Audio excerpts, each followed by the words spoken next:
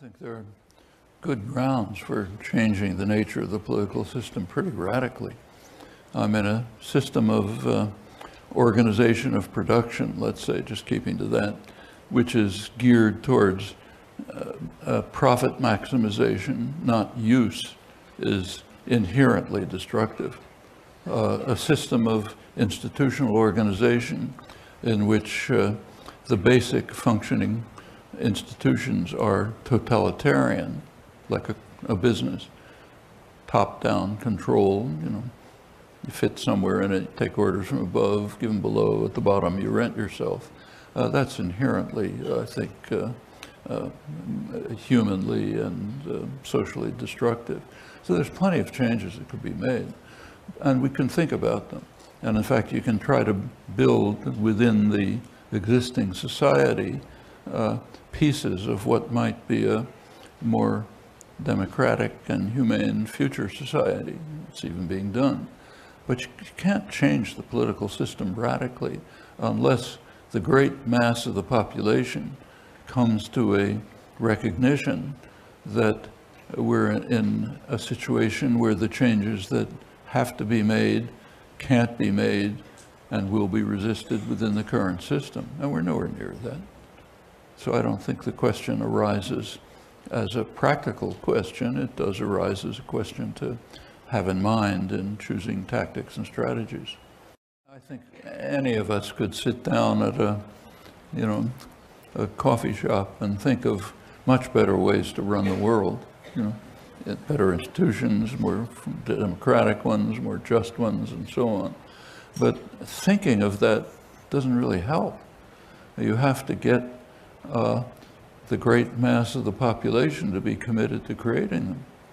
And you can only do that incrementally. You have to work within the system that exists.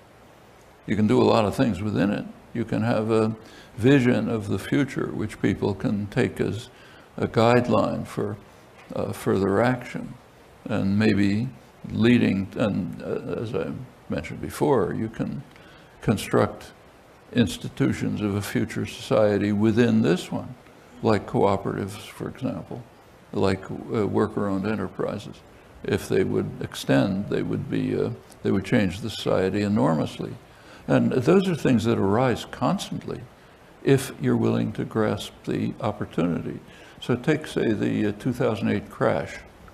One of the things that happened then, which was pretty interesting, was that the government essentially nationalized the auto industry.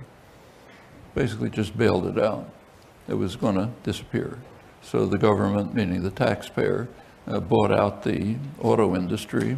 And then there were a couple of choices that could have been made. One choice is the one that was made without discussion, namely turn it back to the former owners, maybe new faces, but pretty much same banks and so on.